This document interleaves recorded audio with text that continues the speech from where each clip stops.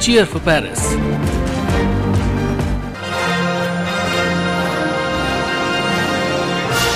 आज के अंक में हम आपको सुनवाते हैं ओलंपिक की कुछ कहानियां। ओलंपिक खेल अपने आप में अनूठे हैं, चाहे वे पौराणिक ग्रीस के खेल हों या आधुनिक ओलंपिक खेल। इन खेलों ने कितनी ही कहानियों को हकीकत बनते देखा है और कितनी ही हकीकतों को कहानियाँ। प्राचीन ग्रीस में ओलंपिक खेलों के ओलंपिया में शुरू होने के पीछे भी कई कहानियां हैं। कुछ जगहों पर जिक्र मिलता है कि ग्रीस में उन दिनों कई जगहों पर खेलों के बड़े आयोजन होते थे, जैसे ओलंपिया में ओलंपिक खेल, डेल्फी में पाइथियन गेम्स, नीमिया में नीमियन खेल और कोरिंथ में इस्थमियन गेम्स। लेकिन इनमें हर 4 सालों में 6 अगस्त से 19 सितंबर के बीच आयोजित होने वाले ओलंपिक खेलों की महिमा ही अलग थी। एक कहानी के मुताबिक हेराक्लिस ने इन खेलों को शुरू किया और ये हेराक्लिस ज़्यूस के वंशज हेराक्लिस से अलग था। इसी हेराक्लिस ने डाकली नाम की पौराणिक दौड़ को जीता था। दूसरी कहानी और ज्यादा प्रचलित है, जिसके अनुसार ग्रीक देवता ज़्यूस ने ओलंपिया में ओलंपिक खेलों का श्री गणेश किया।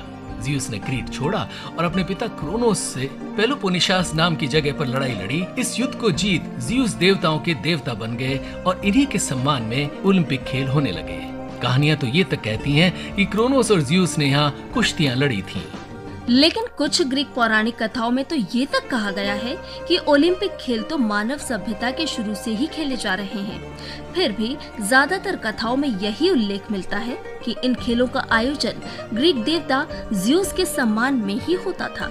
एलिस में जन्मे कोरोबस एक खानसा में थे और उन्हें ओलंपिक खेलों के दर्ज इतिहास का पहला विजेता माना जाता है। 776 ईसा पूर्व में इन्होंने 192 मीटर या 630 फीट की दौड़ को जीता। ये दौड़ स्टेट कहलाती थी और इसी से जन्मा शब्द स्टेडियम। 648 ईसा पूर्व में मुक्केबाजी और कुश्ती का मिला जुला एक खेल पैंक्रेशन ओलंपिक खेलों में शुरू हुआ। उन दिनों ये खेल सिर्फ पुरुषों के लिए ही होते थे और महिलाओं के लिए तो इन्हें देखने तक पर पाबंदी थी। प्राचीन ओलंपिक खेलों का जब भी जिक्र आता है तो थासोस के थिएजीन्स का जिक्र जरूर आता है। कहते हैं अपने 22 सालों के कैरियर में थिएजीन्स ने कोई 1300 मुकाबले लड़े और सभी में जीत हासिल की। 480 और 476 ईसा पूर्व के ओलंपिक खेलों में उसने मुक्केबाजी और पैंक्रिएशन के सभी मुकाबलों में विजयश्री हासिल की। प्राचीन ग्रीक ओलंपिक खेलों का जिक्र रोड्स के लियोनाइदास के बिना अधूरा है। कहा जाता है कि 164, 160 और 156 ईस्वी के ओलंपिक खेलों में उसने 3 अलग अलग दौड़ों में जीत हासिल की। कहा जाता है कि लियोनाइदास ने कोई 1 दर्जन ओलंपिक खिताब जीते। ओलंपिक का मंच अपने हर संस्करण में ऐसे वाकयों का साक्षी बनता है जहां नामुमकिन प्रतीत होने वाले लक्ष्यों को भी हासिल किया गया है। ओलंपिक के इतिहास की सबसे पुरानी कहानी भी एक ऐसे ही असाधारण कारनामे को बयान करती है। यह है विश्व भर में प्रचलित फिडिपिडीस की कहानी। हालांकि 2800 साल पुरानी इस कहानी के कई अलग अलग स्वरूप हैं। कुछ लोग इसे पूरा सच मानते हैं तो कुछ लोगों का कहना है कि ये सिर्फ एक कहानी है। लेकिन ओलंपिक की सबसे प्रतिष्ठित मैराथन दौड़ की स्थापना का श्रेय इसी फिडिपिडीस की गाथा को दिया जाता है। कहानी कुछ इस प्रकार है कि ग्रीस पर फारस ने आक्रमण कर दिया। युद्ध के बादल ग्रीस पर छाए थे। सैनिक फारसियों से लोहा लेने के लिए मैराथन नामक मैदान की ओर रवाना हुए। उनकी जीत जरूरी थी, लेकिन ग्रीस अकेला कमजोर पड़ सकता था। इसलिए राजा ने पड़ोसी देश स्पार्टा से मदद लेने का फैसला लिया। हमें स्पार्टा की मदद चाहिए, राजा ने घोषणा की।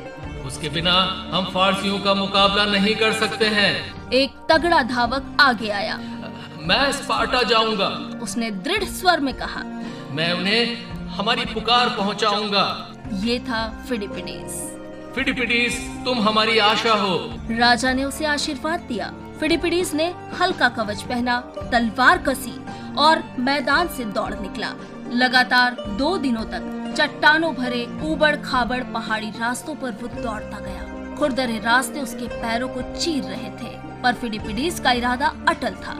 240 किलोमीटर का सफर पूरा कर वो स्पार्टा पहुंचा और राजा का संदेश देते हुए मदद की पुकार की, मगर स्पार्टा के राजा ने मना कर दिया। निराश पर हार माने बिना वह मैराथन वापस लौटा। मैराथन पहुंचते ही फिडिपिडीस को विजय का समाचार मिला। यूनानियों ने फारसियों को हरा दिया था। बिना रुके जीत की खबर राजधानी एथेंस पहुंचाने का संकल्प लिए वो फिर दौड़ा। एथेंस के द्वार पर पहुंचते ही फिलिपिडीज चिल्लाया, खुशी मनाओ, हम जीत गए हैं, और कभी न उठने के लिए गिर पड़ा। फिलिपिडीज वीर गति को प्राप्त हुआ और ये कहानी अमर हो गई। फिलिपिडीज की मैराथन से लगाई गई एथेंस तक की आखिरी दौड़ को याद करते हुए ओलंपिक में होने वाली सबसे बड़ी दौड़ का नाम मैराथन रखा गया है, और इसमें तय की जाने वाली दूरी उतनी ही होती है जितनी एथेंस और मैराथन के मैदान के बीच थी। पौराणिक ग्रीस के ओलंपिक में पहली बार किसी स्पर्धा को जीतने वाली महिला थी किनिस्का। किनिस्का स्पार्टा की राजकुमारी थी और पौराणिक ग्रीस में सभी तरह के ओलंपिक के खेलों से प्रभावित थी। ओलंपिक की स्पर्धाएं जीतने वाले को पूरे समाज से खूब सम्मान मिलता था। लेकिन महिलाओं को खेलों में भाग लेने की अनुमति नहीं थी। किनिस्का अक्सर अपने भाई से कहा करती थी, मुझे क्यों ओलंपिया के खेलों में हिस्सा नहीं लेने दिया जाता।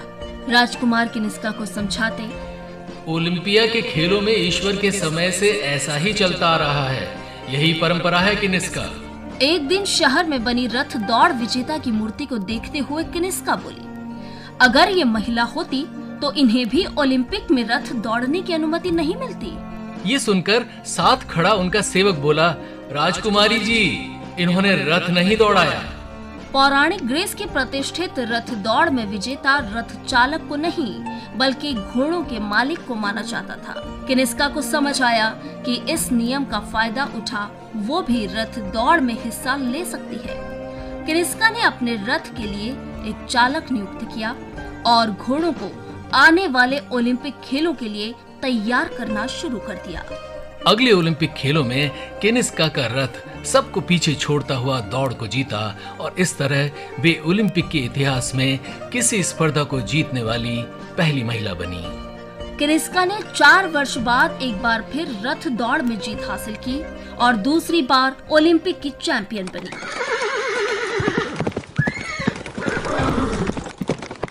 1896 में जब एथेंस में पहले आधुनिक ओलंपिक्स का आयोजन किया गया, तब भी 40 किलोमीटर की मैराथन दौड़ वो खेल था जिसका सभी को बेसब्री से इंतजार था। ग्रीस के ही स्पाइरिडोन लुई ने उस दौड़ को जीता था और वे एक राष्ट्रीय हीरो बन गए।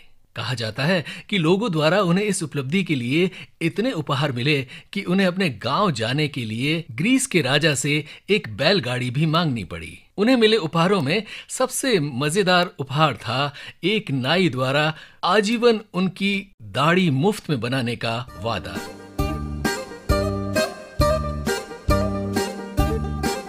ओलंपिक्स के इस प्रशस्त इतिहास में जहां एक तरफ ऐसी प्रेरणा देने वाली कहानियां हैं, तो दूसरी तरफ कुछ मजेदार किस्से भी हैं। जैसे किसी मैराथन दौड़ को पूरा करने में सबसे ज्यादा समय लेने वाले शीशो कांकुरी की 1912 की दौड़। स्टॉकहोम में हो रहे 5वें ओलंपिक खेलों में कांकुरी मैराथन में दौड़ने वाले इकलौते जापानी धावक थे। करीब 27 किलोमीटर की दौड़ पूरी करने के बाद थकान से चूर कांकुरी दौड़ते दौड़ते गिर पड़े। पास ही में एक किसान का घर था। उस किसान ने कांकुरी की मदद की और जलपान करने के लिए अपने घर बुला लिया। कांकुरी ने यह न्योता हंसकर स्वीकार किया और किसान के घर पेट भर कर खाना खाने के बाद वहीं से रेलवे स्टेशन के लिए रवाना हो गए। रेलगाड़ी में बैठ कांकुरी स्वीडन से निकल अपने देश की ओर चल पड़े, बिना किसी को बताए। दौड़ के निर्णायक और आयोजक कई दिनों तक कांकुरी को ढूंढते रहे। उधर कांकुरी ने इसके बाद कड़ी मेहनत की और 1920 के एंटवर्प ओलंपिक खेलों में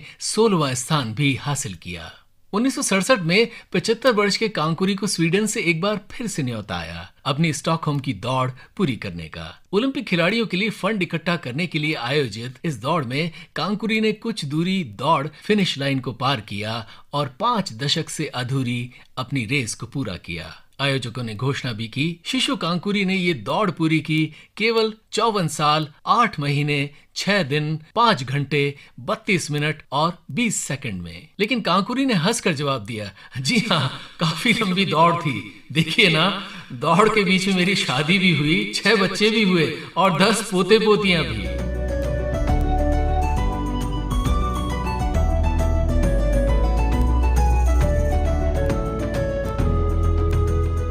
1928 के एम्स्टर्डम ओलंपिक्स में बॉबी पियर्स ने खेल भावना की एक अनूठी कहानी लिखी। ऑस्ट्रेलिया से आने वाले इस नाविक ने अपनी सभी रेसेस को काफी आसानी से जीता, लेकिन क्वार्टर फाइनल्स में पियर्स को एक विचित्र चुनौती का सामना करना पड़ा। फ्रेंच प्रतिद्वंद्वी का सामना करते हुए पियर्स जोर से नाव के चप्पू घुमाने में लगे थे। तभी दर्शकों ने शोर मचाकर उनका ध्यान अपनी तरफ केंद्रित किया। पियर्स ने देखा कि उसे वे कुछ इशारा करके बताने की कोशिश कर रहे हैं। अपने कंधे के ऊपर से पियर्स ने झांका और पाया कि बतखों का एक झुंड एक कतार बनाकर एक छोर से दूसरे छोर की ओर जा रहा है। पियर्स ने अपने चप्पुओं को रोक उन बतखों को जाने दिया। जब तक पियर्स को मार्ग साफ मिलता, तब तक उनका प्रतिद्वंद्वी 5 नाव की लंबाई जितनी बढ़त ले चुका था। इसके बावजूद पियर्स ने अंत में इस रेस को अपने प्रतिद्वंद्वी से 30 सेकंड्स पहले खत्म किया और जीतकर अगले दौर में प्रवेश किया। पियर्स ने आगे के सभी मुकाबले जीते और स्वर्ण पदक अपने नाम किया। 1932 के लॉस एंजलिस की ओलंपिक्स में भी इस ऑस्ट्रेलियाई नावक ने स्वर्ण पदक जीता और इतिहास में अपना नाम अमर कर लिया। पियर्स की कहानी हमें प्राणियों के प्रति सहभाव रखने का पाठ भी पढ़ाती है और साथ ही ये भी सिखाती है कि जीवन में दया का महत्व प्रतियोगिता से ज्यादा है।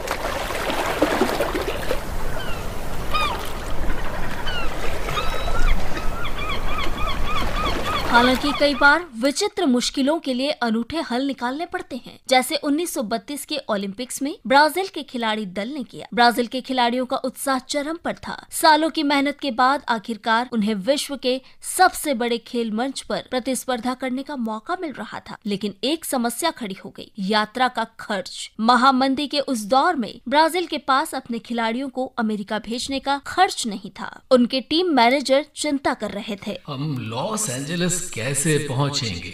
सरकारी फंडिंग तो नहीं के बराबर है। खिलाड़ी बोले, सर क्या हमारी मेहनत यूं ही बेकार चली जाएगी? टीम मैनेजर ने कहा, शायद कोई रास्ता निकल सकता है, मैं सोचता हूँ जरा। कुछ देर सोचने के बाद टीम मैनेजर ने नेशनल कॉफी काउंसिल से संपर्क किया। सर हम ब्राजील के खिलाड़ी हैं, हम ओलंपिक के लिए क्वालिफाई कर चुके हैं सर, लेकिन यात्रा का खर्च वहन नहीं कर पा रहे सर। प्लीज आप हमारी कुछ मदद कर सकते हैं क्या? नेशनल कॉफी काउंसिल के अध्यक्ष बोले, देखिए आप एथलीट हैं, हम कॉफी बेचते हैं, हमारा आपस में क्या संबंध है? टीम मैनेजर ने कहा, सर हम ब्राजील का प्रतिनिधित्व कर रहे हैं, हम अपने साथ ब्राजील की बेहतरीन कॉफी लेकर जाएंगे और इस यात्रा के दौरान बंदरगाहों पर हम आपकी कॉफी बेचकर यात्रा का खर्च भी जुटा सकते हैं। नेशनल कॉफी काउंसिल अध्यक्ष ने कहा, विचार तो काफी दिलचस्प है, हम कॉफी देंगे, आप उसे बेचेंगे, चलिए डन। खिलाड़ियों को जब ये पता चला तो उनकी खुशी का ठिकाना नहीं रहा और इस तरह ये खिलाड़ी एथलीट होने के साथ साथ कॉफी के विक्रेता भी बन गए। इटाक्विसे नाम के जहाज में 82 खिलाड़ियों के साथ करीब 50,000 बोरियां कॉफी की भी लादी गईं। उसमें दुनिया की 80% कॉफी ब्राजील में बनती थी। इस कॉफी को बेच ब्राजील के खिलाड़ियों ने अपनी यात्रा का खर्च उठाया और 82 में से 67 खिलाड़ी ओलंपिक में हिस्सा ले सके। हालांकि इतना कुछ करने के बाद भी ब्राजील के हाथ कोई पदक तो नहीं आया, लेकिन ये किस्सा ओलंपिक के इतिहास में जुड़ गया, जो आज भी ये बताता है कि अगर आप किसी चीज को पाना चाहें और उसके लिए हाथ पांव मारें तो कुछ भी हासिल किया जा सकता है।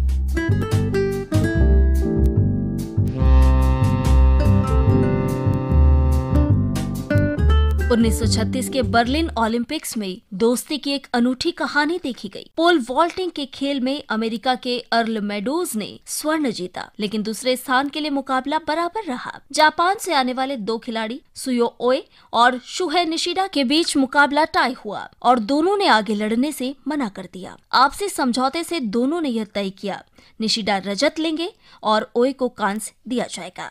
जापान वापस पहुंचकर इन दोनों दोस्तों ने अपने अपने मेडल को आधा कटवाकर आपस में जोड़ 2 ऐसे मेडल बनाए जिसका एक हिस्सा रजत था और दूसरा कांस्य। दोस्ती का प्रतीक कहे जाने वाला ये फ्रेंडशिप मेडल आज भी उस यूनिवर्सिटी की प्रदर्शनी में लगा है जहां निशिदा पढ़ा करते थे और दोस्ती की अमर कहानी को ये मेडल आज भी बयान करते हैं।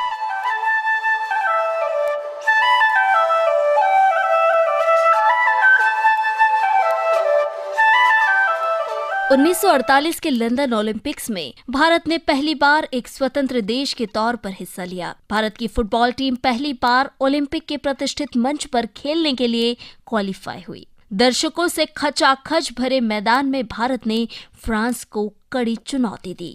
मजे की बात यह है कि इस भारतीय टीम में कम से कम 8 खिलाड़ी ऐसे मैदान पर खेल रहे थे जिन्होंने पांव में जूते नहीं पहने थे। भारतीय खिलाड़ियों के इस जज्बे और प्रदर्शन की सभी ने तारीफ की। एक किस्से के मुताबिक बाद में इंग्लैंड के राजा जॉर्ज षष्ठम ने भारतीय खिलाड़ियों की पतलून को थोड़ा ऊपर करके मजाक में कहा, तुम्हारी टांगे लोहे की तो नहीं बनी है। इसी ओलंपिक का एक और किस्सा है जब भारतीय कप्तान तलीमरन आओ ने कहा, हम लोग फुटबॉल खेलते हैं, आप लोग बूट बॉल खेलते हैं। प्रेरणादायी कहानियों की इस लंबी सूची में शायद सबसे ज्यादा मार्मिक है अमेरिकी महिला विल्मा रुडोल्फ की दास्तां, जो हमें ये बार बार याद दिलाती है कि ख्वाब जरूर देखने चाहिए और बड़े देखने चाहिए। समय से पहले पैदा हुई विल्मा का बचपन तरह तरह की बीमारियों से ग्रसित था। पहले निमोनिया, फिर स्कारलेट फीवर और फिर पोलियो के चलते 5 साल की विल्मा बाएं पैर से अपंग हो गईं। विल्मा के पैर में ब्रेस पहनाते हुए डॉक्टर ने कहा, मुझे अफसोस विल्मा, पर आप बाकी बच्चों जैसे कभी चल नहीं पाओगी। बचपन में अपने भाई बहनों को दौड़ते खेलते देख विल्मा को अकेलापन महसूस होता और हताश विल्मा को प्रोत्साहित करने के लिए उनकी माँ उनसे अक्सर कहती, विल्मा तुम एक दिन जरूर ठीक होंगी और सिर्फ इस ब्रेस के बगैर चलोगी ही नहीं, दौड़ोगी भी ही। अपनी माँ के कहे इन शब्दों से विल्मा को एक ऊर्जा मिली और वो और ज्यादा लगन से डॉक्टरों की बताई कसरतें करने लगी। सालों बाद जब विल्मा का पैर ठीक होने लगा और डॉक्टरों ने पहली बार उनकी ब्रेस उतारने की अनुमति दी तो 12 साल की विल्मा ने अपने माता पिता को हैरान करते हुए कहा, मैं खेलना चाहती हूँ। विल्मा ने अपने स्कूल में बास्केटबॉल खेलने से शुरुआत की और अपने आप को इतना सक्षम बनाया कि वो अपने स्कूल की सबसे बेहतरीन खिलाड़ी बन गई। एक दिन स्फूर्ति से बास्केटबॉल के कोर्ट पर दौड़ती विल्मा पर एथलेटिक्स के मशहूर कोच एड टेम्पल की नजर पड़ी और यहाँ से शुरू हुई विल्मा रुडोल्फ की विश्व की सबसे तेज महिला धावक बनने की कहानी। विल्मा ने 1956 के मेलबर्न ओलंपिक में महज 16 साल की उम्र में अपना पहला पदक जीता और 1960 के रोम ओलंपिक्स में 3 गोल्ड मेडल जीतकर अपना नाम इतिहास के सुनहरे पन्नों में शुमार कर लिया। कभी न चल सकने वाली विल्मा की कहानी अब पूरे विश्व में चल पड़ी है। ये है मशहूर खेल पत्रकार बोरिया मजूमदार। पोलियो को ओवरकम करने के बाद आप फिजिकल एक डिसेबिलिटी पोलियो लाइफ ओवरकम करने के बाद अगर आप ओलंपिक्स में जाकर जीतते हो तो एक अलग ही इंस्पिरेशन बन जाते हो। And Wilma Rudolph became a symbol of women's power, women's emancipation. Olympic के इतिहास में कई खिलाड़ियों ने मैराथन जीती है, लेकिन इन सब में शायद सबसे कमाल की कहानी है अबेबे बिकिला की, जिन्होंने ये कारनामा 2 संस्करणों में लगातार कर दिखाया। इथोपिया की पहाड़ियों में जन्मे बिकिला का ज्यादातर जीवन एक चरवाहे के रूप में बीता। खेलों की दुनिया से पूरी तरह अनजान बिकिला को ओलंपिक्स और मैराथन के बारे में तब पता चला जब वो एक बॉडीगार्ड की नौकरी करने शहर आए। बिकिला तब 24 साल के थे और 1956 के मेलबर्न ओलंपिक्स चल रहे थे। बिकिला ने संकल्प लिया कि वो भी एक दिन इस दौड़ का हिस्सा बनेंगे और तैयारी में जुट गए। लेकिन 1960 के रोम ओलंपिक के लिए उनका चयन नहीं हो सका। शायद भाग्य को कुछ और मंजूर था। मैराथन में इथोपिया का प्रतिनिधित्व करने पहुंचे वामी बिरातू फुटबॉल खेलते हुए चोटग्रस्त हो गए और आखिरी समय में उनकी जगह बिकिला ने ली। बिकिला रोम पहुंचे तो पता चला उनके पास जूते नहीं थे। उनके कोच ने उनको जूते दिलाए जिनके साथ उन्होंने अभ्यास किया, पर बिकिला को वो जूते रास नहीं आए। स्पर्धा के दिन बिकिला नंगे पांव ही पहुंच गए। अबेबे, तुम्हारे जूते किधर है? कोच ने पूछा। नहीं कोच, मैं नंगे पांव दौड़ना चाहता हूँ, बिकिला ने जवाब दिया। मगर हैरान परेशान कोच ने कहा, अबेबे ये रास्ता बहुत कठिन है, तुम्हारे पैर घायल हो जाएंगे। बिकिला बोले, सर मैं धरती को महसूस करना चाहता हूँ, यही मेरी ताकत है। मैं दुनिया को ये बताना चाहता हूँ कि मेरा देश इथोपिया हमेशा दृढ़ संकल्प और वीरता के साथ जीतता रहा है। बिकिला बिना जूतों के दौड़े और न सिर्फ दौड़ को पूरा किया बल्कि उसे जीते भी। अफ्रीकी महाद्वीप से आने वाले पहले ओलंपिक चैंपियन भी बने। 1964 के टोक्यो ओलंपिक्स में बिकिला ने एक बार फिर स्वर्ण पदक जीता। हालांकि इस बार वो जूते पहन के दौड़े। 1972 के म्यूनिक ओलंपिक्स में भारतीय हॉकी टीम ग्रुप स्टेज में अव्वल स्थान प्राप्त कर सेमीफाइनल में पहुंची, जहां उसका मुकाबला हुआ चिर प्रतिद्वंदी पाकिस्तान से। यहां भारतीय टीम को हार का सामना करना पड़ा।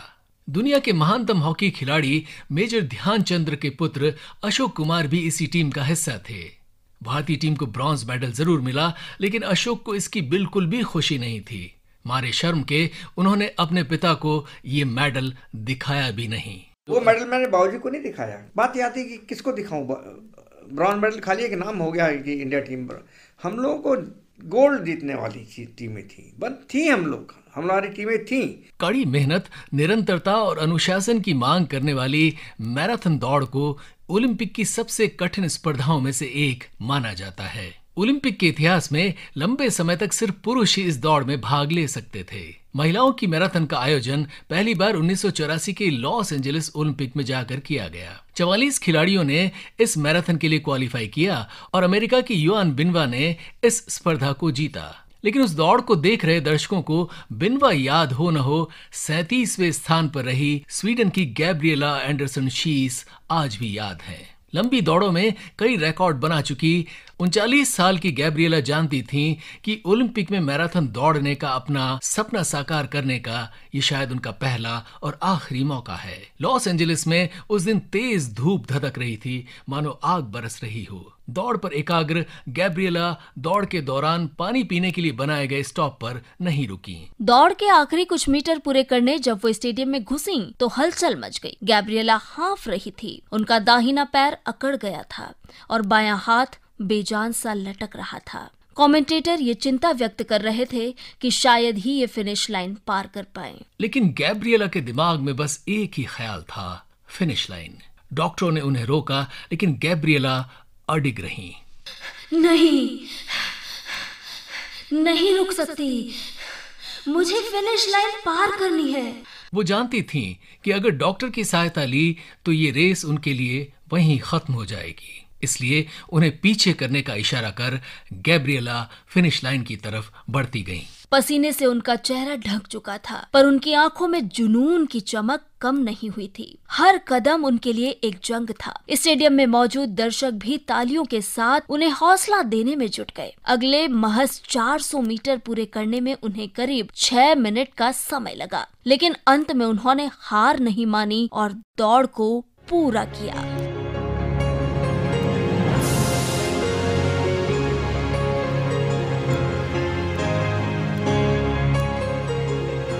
यह किस्सा है 2000 के सिडनी ओलंपिक्स का। ग्रीको रोमन कुश्ती के सुपर हैवीवेट श्रेणी का फाइनल मुकाबला होना था। इतिहास के सबसे अच्छे पहलवानों में से एक रूस के अलेक्जेंडर कार्लिन ने एक बार फिर फाइनल में प्रवेश पाया। कार्लिन लगातार पिछले 3 ओलंपिक्स में इस श्रेणी में स्वर्ण पदक जीतते आ रहे थे, और सिर्फ यही नहीं, पिछले 13 सालों में कार्लिन एक भी मुकाबला नहीं हारे थे। 12 यूरोपियन चैंपियनशिप्स और निरंतर 9 विश्व चैंपियनशिप्स के खिताब कार्लिन अपने नाम कर चुके थे। कार्लिन अक्सर मीडिया को दिए बयान में कहते, मैं झूठ नहीं कहूंगा, पर मुझे अपने प्रतिद्वंदियों की आंखों में खौफ दिखता है। रेसलिंग की दुनिया में अलेक्जेंडर द ग्रेट कहे जाने वाले कार्लिन सिर्फ कहने के लिए यह नहीं कहते थे, उनके पास इसे साबित करने के लिए आंकड़े भी थे। अपने करियर में खेले 887 मुकाबलों में कार्लिन को तब तक सिर्फ एक ही हार मिली थी। पिछले 7 वर्षों से कार्लिन के खिलाफ मैट पर कोई प्रतिद्वंदी 1 पॉइंट भी नहीं हासिल कर सका था। कार्लिन जाने जाते थे अपने प्रतिद्वंदी को मैट पर उलट करने के बाद उन्हें पीठ से उठा पटक देने के लिए। सुपर हैवीवेट श्रेणी में ये दांव लगभग अनसुना था। इस बार उनके प्रतिद्वंदी थे फाइनल में पहली बार लड़ रहे अमेरिका के रूलोन गार्डनर। गार्डनर का नाम रेसलिंग जगत में काफी नया था। अपना पहला ओलंपिक खेल रहे गार्डनर अमेरिका में किसानी करते हुए बड़े हुए थे। कहा जाता है कि वो अपने खेत पर गायों और भैंसों के साथ कुश्ती किया करते थे। मुकाबला शुरू हुआ और कार्लिन ने गार्डनर को मैट पर उल्टा कर दिया, लेकिन वो उन्हें पीठ के सहारे उठा नहीं पाए। गार्डनर वजन में भारी थे और एक सशक्त डिफेंसिव पोजीशन लिए हुए थे। देखते ही देखते 3 मिनट का पहला राउंड खत्म हो गया। स्कोर 0-0 की बराबरी पर था। दूसरे राउंड में एक बार फिर कैरोलिन ने पूरी कोशिश की और गार्डनर उसी डिफेंसिव पोजीशन को लिए डटे रहे। दूसरे राउंड के अंतिम क्षणों में कैरोलिन ने एक गलती की। वे अपनी पकड़ खो बैठे और जिसके चलते गार्डनर को पहला अंक मिला। तीसरा राउंड आते आते कैरोलिन थक कर चूर हो चुके थे। ओलंपिक इतिहास में पहली बार अलेक्जेंडर द ग्रेट कमजोर पड़ते हुए दिखे। 5 सेकंड रहते वो लगभग अपनी हार मान अटैक करने की कोशिश छोड़ देते हैं और 13 साल में पहली बार कोई मुकाबला हार जाते हैं। रेफरी के गार्डनर को विजेता घोषित करते ही गार्डनर अपने कोच और पूरी टीम को गले लगाने पहुंचते हैं, तो वहीं कैरोलिन अपने जूते उतार उन्हें मैट पर छोड़ आते हैं। ये संदेश था कि कैरोलिन अब मैट पर फिर कभी नहीं उतरेंगे। गार्डनर ने अपनी जीत के बाद कहा, मुझे यकीन नहीं हो रहा कि मैं कैरोलिन को हराने के बाद यहाँ खड़ा हूँ। मैं सुन्न हूँ, मेरे लिए जैसे ये कोई सपना है। और 4 सालों बाद गार्डनर एथेंस के ओलंपिक्स में कांस्य पदक जीतते हैं और कैरोलिन की तरह ही मैट पर अपने जूते छोड़ जाते हैं।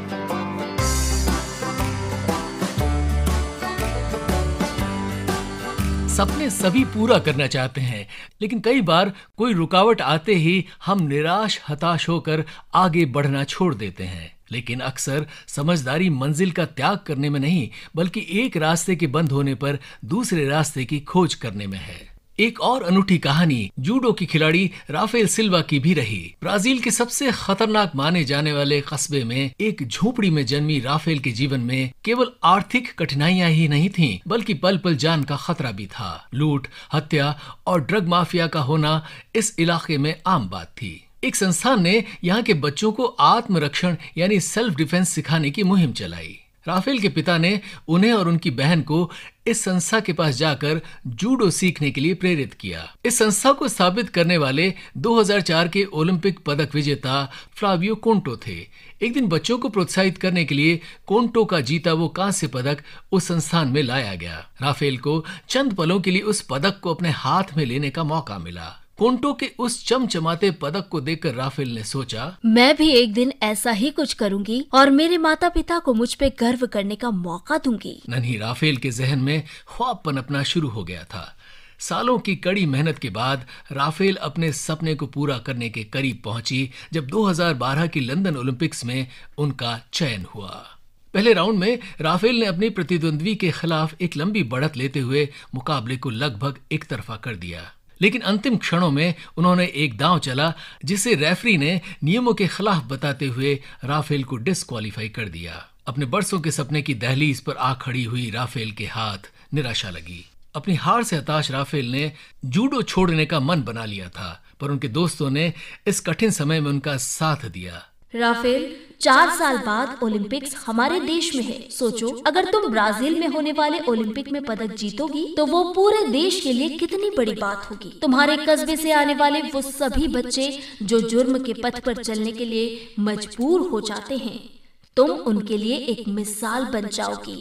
राफेल ने हिम्मत जुटा एक बार फिर ओलंपिक्स की तैयारी करना शुरू कर दिया। 2016 में जब रियो ओलंपिक्स में राफेल मैट पर उतरी तो उनकी बाईं बाजू पर ओलंपिक के 5 छल्लों वाला निशान एक टैटू के रूप में बना हुआ था और साथ ही एक वाक्य लिखा था, सिर्फ ईश्वर जानता है कि मैंने यहाँ तक पहुँचने में कितनी मेहनत की है। राफेल ने इस बार कोई गलती नहीं की और छोटी सी झोपड़ी में जन्मी राफेल ने अपने देशवासियों की गड़गड़ाती हुई तालियों के बीच में ब्राजील का पहला स्वर्ण पदक जीता।